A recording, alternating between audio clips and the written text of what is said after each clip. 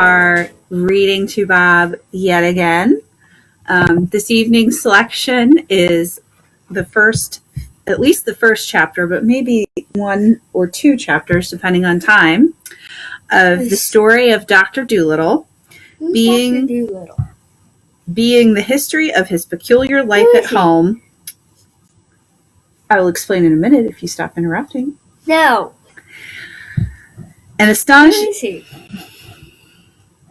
He's a doctor of animals. Being the history of his peculiar life at home and astonishing. So he's a vegetarian? Adventures in foreign parts never before printed. No, but let's read and find out, shall we? No, we shall not. Okay, well then you can leave because we're going to read. No. I want my shirt. The first chapter, Puddleby. Oh, Bob! Sorry!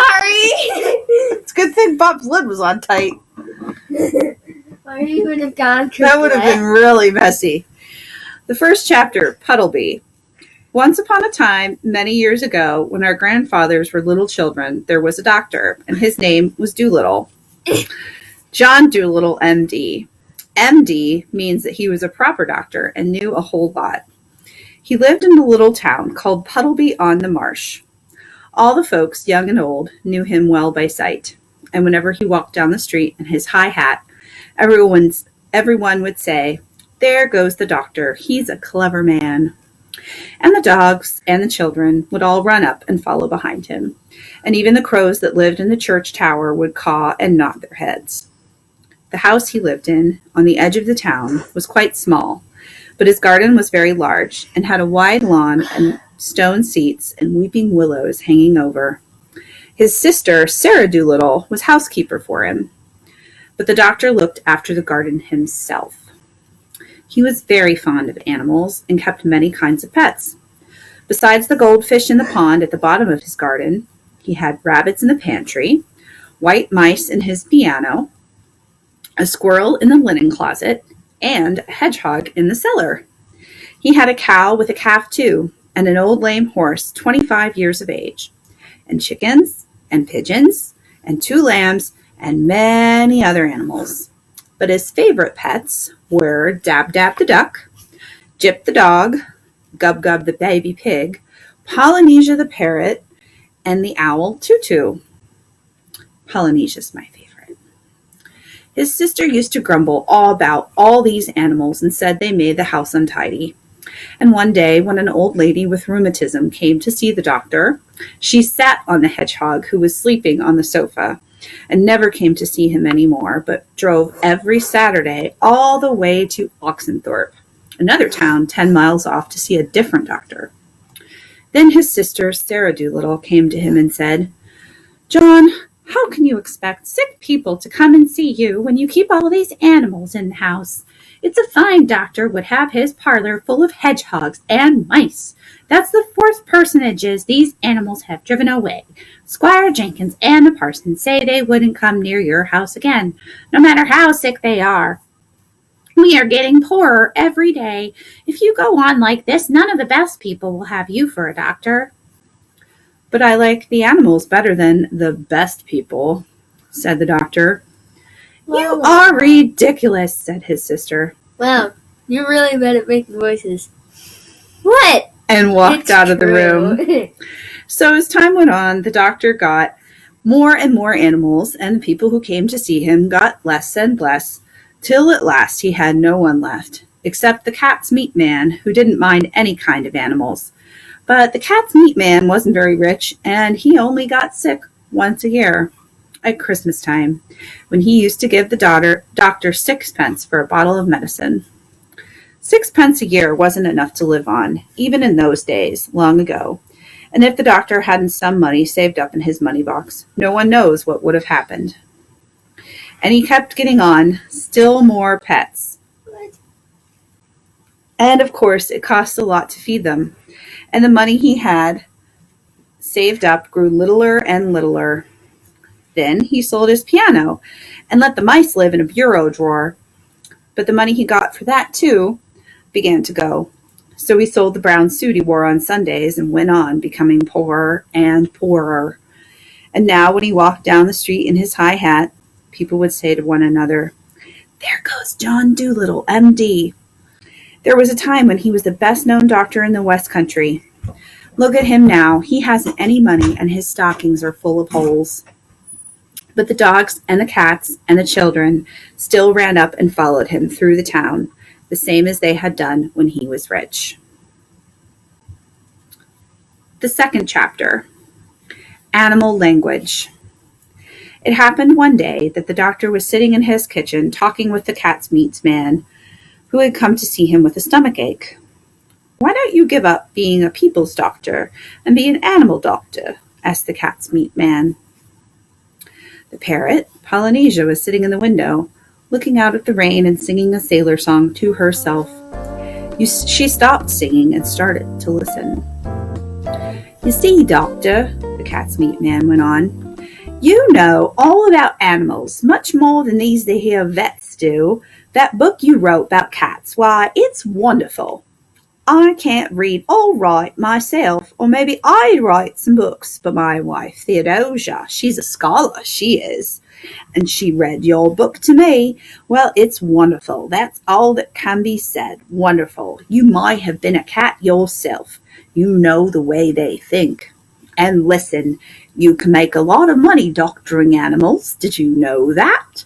You see, I'd send all the old women who had sick cats or dogs to you, and if they didn't get sick fast enough, I could put something in the meat I sell to them to make 'em sick, see?" "Oh, no," said the doctor quickly. "You mustn't do that. That wouldn't be right." "Oh, I didn't mean real sick," answered the cat's meat man. "Just a little something to make them droopy like was all what I had reference to, but as you say, maybe it ain't quite fair on the animals, but they'll get sick anyway, because the old women always give 'em too much to eat. And look, all the farmers around about who had lame horses and weak lambs, they'd come, be an animal doctor." When the cat's meat man had gone, the parrot flew off the window onto the doctor's table and said, "That man's got sense. That's what you ought to do. Be an animal doctor. Give the silly people up. If they haven't brains enough to see you're the best doctor in the world, take care of animals. Instead, they'll soon find it out. Be an animal doctor." "Oh, there are plenty of animal doctors," said John Dolittle, putting the flower pots outside on the windowsill to get rain. "Yes, there are plenty," said Polynesia, "but none of them are any good at all. Now listen, doctor, and I'll tell you something. Did you know that animals can talk?" "I knew that parrots can talk," said the doctor. "Oh, we parrots can talk in 2 languages, people's language and bird language," said Polynesia proudly. "If I say Polly wants a cracker, you understand me. But hear this. Cock-a-ooey, Fifi." "Good gracious," cried the doctor. "What does that mean?"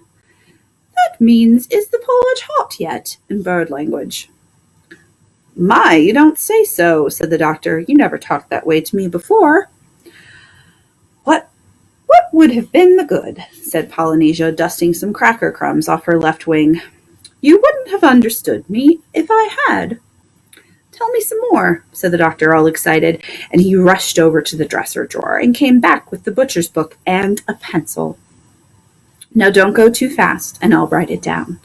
This is interesting, very interesting, something quite new. Give me the birds ABC first. Slowly now." So that was the way the doctor came to know that animals had a language of their own and could talk to one another. And all that afternoon, while it was raining, Polynesia sat on the kitchen table, giving him bird words to put down in the book. At tea time, when the dog Jip came in, the parrot said to the doctor, "See, he's talking to you." "Looks to me as though he were scratching his ear," said the doctor. "But animals don't always speak with their mouths," said the parrot in a high voice, raising her eyebrows. "They talk with their ears, with their feet, with their tails, with everything. Sometimes they don't want to make a noise. Do you see him now, the way he's twitching up one side of his nose?" "What's that mean?" asked the doctor. "That means, can't you see that it has stopped raining?" Polynesia answered. He is asking you a question. Dogs nearly always use their noses for asking questions. After a while, with the parrot's help, the doctor got to learn the language of the animals so well that he could talk to them himself and understand everything they said. Then he gave up being a people's doctor altogether. As soon as the cat's meat man had told everyone that John Dolittle was going to become an animal doctor, old ladies began to bring him their pet pugs and poodles who had eaten too much cake, and farmers came many miles to show him sick cows and sheep. One day, a plow horse was brought to him, and the poor thing was terribly glad to find a man who could talk in horse language. "You know, doctor," said the horse, "that man over the hill knows nothing at all. He has been treating me now 6 weeks now for spavins. What I need is spectacles. I'm going blind in one eye. There's no reason why horses shouldn't wear glasses the same as people. But that stupid man over the hill never even looked in my eyes. He kept on giving me big pills. I tried to tell him, but he couldn't understand a word of horse language. What I need is spectacles." Of course, said the doctor. "I'll get you some at once." "I would like a pair like yours," said the horse. "Only green. They'll keep the sun out of my eyes while I'm plowing the 50-acre field." "Certainly," said the doctor. "Green ones you shall have." "You know the trouble is, sir," said the plow horse as the doctor opened the front door to let him out. "The trouble is that anybody thinks he can doctor animals just because the animals don't complain. As a matter of fact, it takes a much cleverer man to be a really good animal doctor than it does to be a good people's doctor. My farmer's boy thinks he knows all about horses. I wish you could see him. His face is so fat that he looks as though he had no eyes, and he has got as much brain as a potato bug. He tried to put me out a mustard plaster on me last week." "Where did he put it?" asked the doctor. "Oh, he didn't put it anywhere on me. He only tried to. I kicked him into the duck pond." Well, said the doctor. "I'm a pretty quiet creature as a rule," said the horse. "Very patient with people, but don't make much fuss. But it was bad enough to have that vet giving me the wrong medicine. And when that red-faced booby started to monkey with me, I just couldn't bear it anymore." "Did you hurt the boy much?" asked the doctor. "Oh, no," said the horse. "I kicked him in the right place. The vet's looking after him now. When will my glasses be ready?" "I'll have them for you next week," said the doctor. "Come in again on Tuesday. Good morning." Then John Dolittle got a fine big pair of green spectacles, and the plow horse stopped going blind in one eye and could see as well as ever. And soon it became a common sight to see farm animals wearing glasses in the country around Puddleby, and a blind horse was a thing unknown. And so it was with all the other animals that were brought to him. As soon as they found that he could talk their language, they told him where the pain was and how they felt, and of course it was easy for him to cure them. Now all these animals went back and told their brothers and friends that there was a doctor in the little house with the big garden who really was a doctor. And whenever any creatures got sick, not only horses and cows and dogs, but all the little things of the fields like harvest mice and water voles, badgers and bats, they came at once to his house on the edge of the town, so that his big garden was nearly always crowded with animals trying to get in to see him. There were so many that came that he had to have special doors made for the different kinds. He wrote horses over the front door, cows over the side door, and sheep on the kitchen door. Each kind of animal had a separate door. Even the mice had a tiny tunnel made for them into the cellar, where they waited patiently in rows for the doctor to come round to them.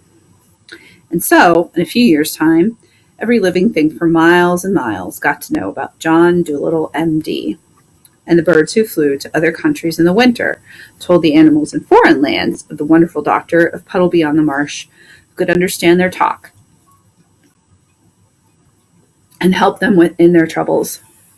In this way, he became famous among the animals all over the world, better known even than he had been among the folks of the West Country. and he was happy and liked his life very much. One afternoon, when the doctor was busy writing in a book, Polynesia sat in the window, as she nearly always did, looking out at the leaves blowing about in the garden. Presently, she laughed aloud. "What is it, Polynesia?" asked the doctor, looking up from his book.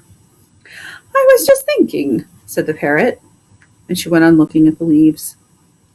"What were you thinking?"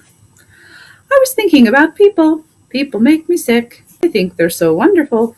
The world's been going on now for thousands of years, hasn't it? And the only thing in the animal language that people have learned to understand is that when a dog wags his tail, he means, 'I'm glad.' It's funny, isn't it? You're the very first man to talk like us. Well, sometimes people annoy me dreadfully. Such airs they put on, talking about the dumb animals." "Dumb? Ha! Why, I knew a macaw once who could say good morning in 7 different ways without once opening his mouth. He could talk every language and Greek. An old professor with a grey beard bought him, but he didn't stay. He said the old man didn't talk Greek right, and he couldn't stand listening to him teach the language wrong.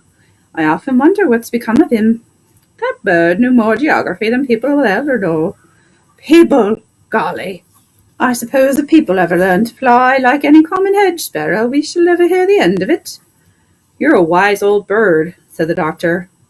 "How old are you, really?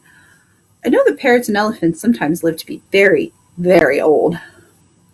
"I can never be quite sure of my age," said Polynesia. "It's either 183 or 182.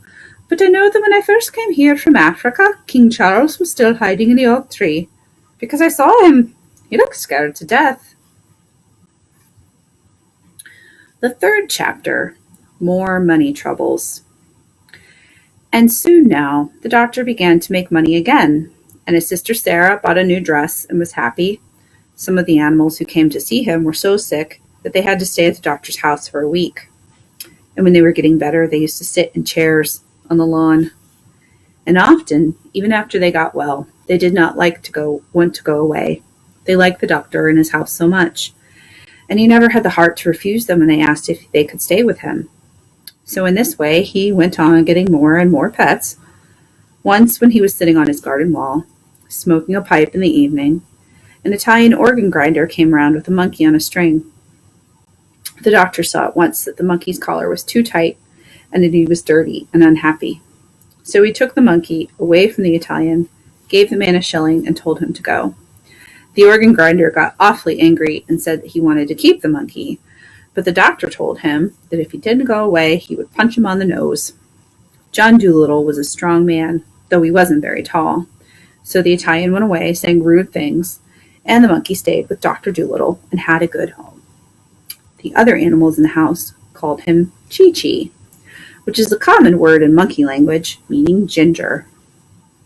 And another time, when the circus came to Puddleby, the crocodile who had a bad toothache, escaped at night and came into the doctor's garden. The doctor talked to him in crocodile language and took him into the house and made his tooth better. But when the crocodile saw what a nice house it was, with all the different places for the different kinds of animals, he too wanted to live with the doctor. He asked, couldn't he sleep in the fish pond at the bottom of the garden if he promised not to eat the fish? When the circus men came to take him back, he got so wild and savage that he frightened them away. But to everyone in the house, he was always as gentle as a kitten. But now, the old ladies grew afraid to send their lapdogs to Dr. Dolittle because of the crocodile. And the farmers wouldn't believe that he would not eat the lambs and sick calves they brought to be cured. So the doctor went to the crocodile and told him he must go back to his circus. But he wept such big tears and begged so hard to be allowed to stay that the doctor hadn't the heart to turn him out. So then the doctor's sister came to him and said, "John, you must send that creature away. Now the farmers and the old ladies are afraid to send their animals to you, just as we were beginning to be well off again. Now we shall be ruined entirely. This is the last straw. I will no longer be housekeeper for you if you don't send away that alligator." "It isn't an alligator," said the doctor. "It's a crocodile." "I don't care what you call it," said his sister. "It's a nasty thing to find under the bed. I won't have it in the house." "But he has promised me," the doctor answered, "that he will not bite anyone." He doesn't like the circus, and I haven't the money to send him back to Africa where he comes from. He minds his own business and on the whole is very well behaved. Don't be so fussy." "I tell you, I will not have him around," said Sarah. "He eats the linoleum. If you don't send him away this minute, I'll go and get married." "All right," said the doctor. "Go and get married. It can't be helped." And he took down his hat and went out into the garden. So Sarah Dolittle packed up her things and went off. And the doctor was left all alone with his animal family. And very soon he was poorer than he had ever been before. With all these mouths to fill, and the house to look after, and no one to do the mending, and no money coming in to pay the butcher's bill, things began to look very difficult. But the doctor didn't worry at all. "Money is a nuisance," he used to say. "We'd all be much better off if it had never been invented.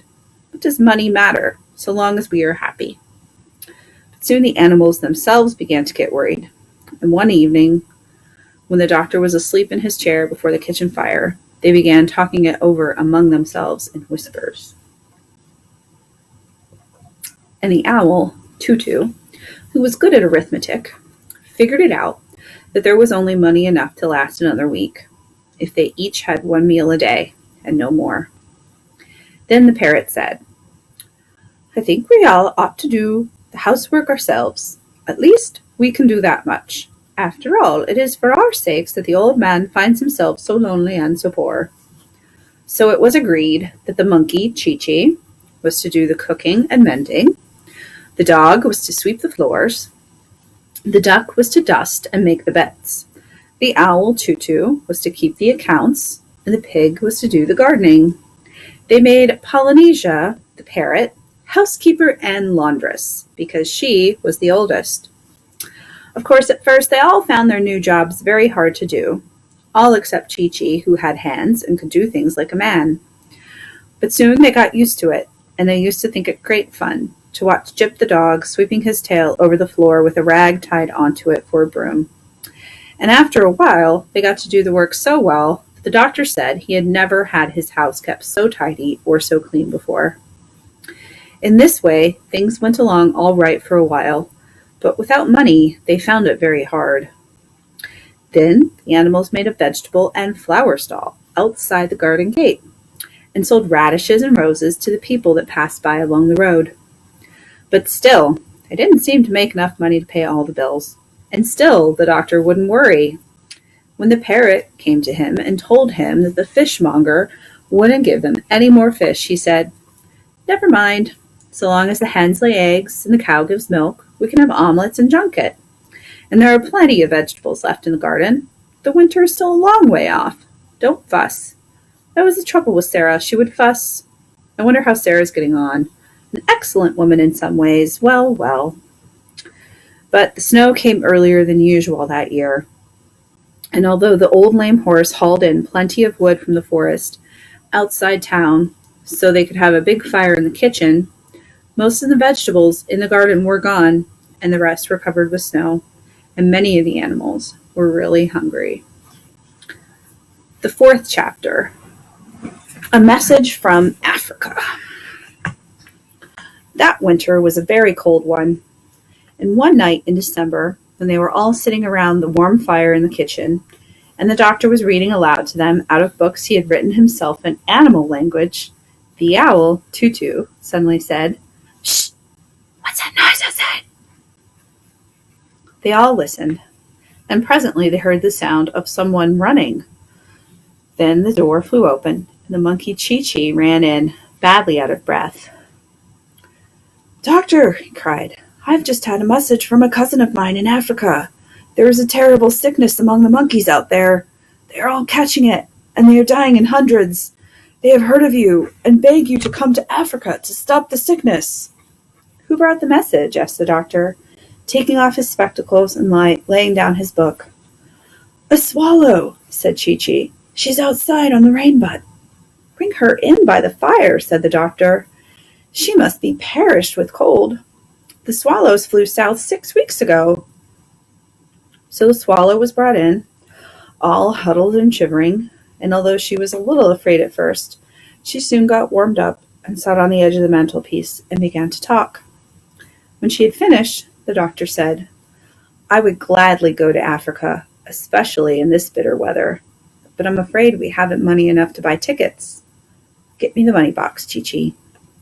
So the monkey climbed up and got it off the top shelf of the dresser. There was nothing in it, not one single penny. "I felt sure there was 2 pence left," said the doctor. "There was," said the owl, "but you spent it on a rattle for that badger's baby when he was teething." "Did I?" said the doctor. Dear me, what a nuisance money is, to be sure. Well, never mind.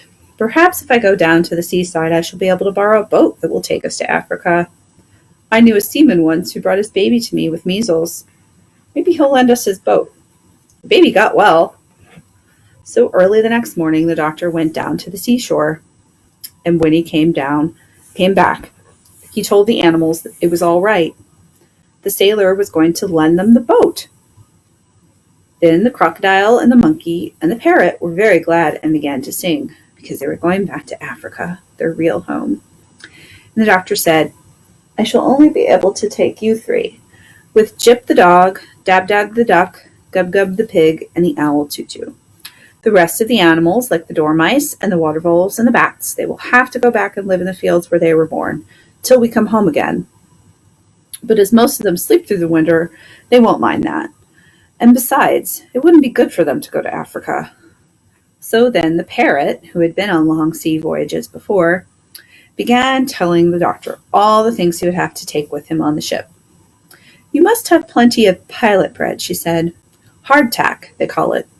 And you must have beef in cans, and an anchor."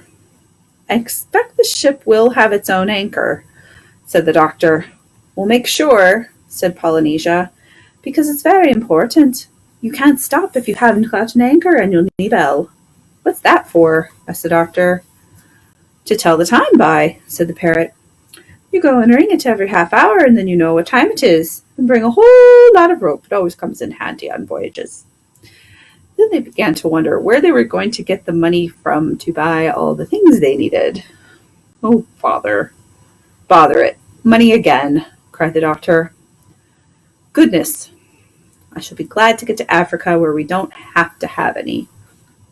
I'll go and ask the grocer if he will wait for his money till I get back. No, I'll send the sailor to ask him." So the sailor went to see the grocer, and presently he came back with all the things they wanted. Then the animals packed up, and after they had turned off the water so the pipes wouldn't freeze and put up the shutters, they closed the house and gave the key to the old horse who lived in the stable. And when they had seen that there was plenty of hay in the loft to last the horse through the winter, they carried all their luggage down to the seashore and got onto the boat. The cat's meat man was there to see them off, and he brought a large suet pudding as a present for the doctor. Hey, because he said he had been told you couldn't get suet puddings in foreign parts. As soon as they were on the ship, Gub Gub, the pig, asked where the beds were, for it was 4 o'clock in the afternoon, and he wanted his nap. Mom, I need to ask you a very important question. Can it wait 5 minutes? No. What is it? Come here. No, I can't. I'm in the middle of this. Gub Gub the pig asked where the beds were, for it was 4 o'clock in the afternoon, and he wanted his nap. So Polynesia took him downstairs into the inside of the ship and showed him the beds, set all on top of one another like bookshelves against a wall. "Why, that isn't a bed!" cried Gub Gub. "That's a shelf." "Beds are always like that on ships. It isn't a shelf," said the parrot. "Climb up into it and go to sleep. That's what you call a bunk." "I don't think I'll go to bed yet," said Gub Gub. "I'm too excited. I want to go upstairs again and see them start." "Well, this is your first trip," said Polynesia. "You will get used to the life after a while." And she went back up the stairs of the ship, humming this song to herself. "I've seen the Rock Sea and the Red Sea. I rounded the Isle of Wight. I discovered the Yellow River and the Orange too by night. Now Greenland drops behind again and I sail the ocean blue. I'm tired of all these colors changed, so I'm coming back to you." They were just going to start on their journey when the doctor said he would have to go back and ask the sailor the way to Africa. But the swallow said she had been to that country many times and would show them how to get there. So the doctor told Chi-Chi to pull up the anchor, and the voyage began. And on that note, we will pause our reading for another time. If you would like to continue reading the story of Dr. Dolittle on your own, you can pick up at the 5th chapter, The Great Journey. I actually got this book on my Kindle, so you can get it electronically through your local library. I do actually own the entire series on paperback because I had it as a child and I loved it. And that's part of the reason that I chose to read it to you today. But unfortunately, the first book has been misplaced because it was read to my son at some point. And the rest of them are sitting on the shelves, all by their lonesome, waiting for the first book to come back. Thank you for joining us this evening. I hope you enjoyed the reading. Have a good night.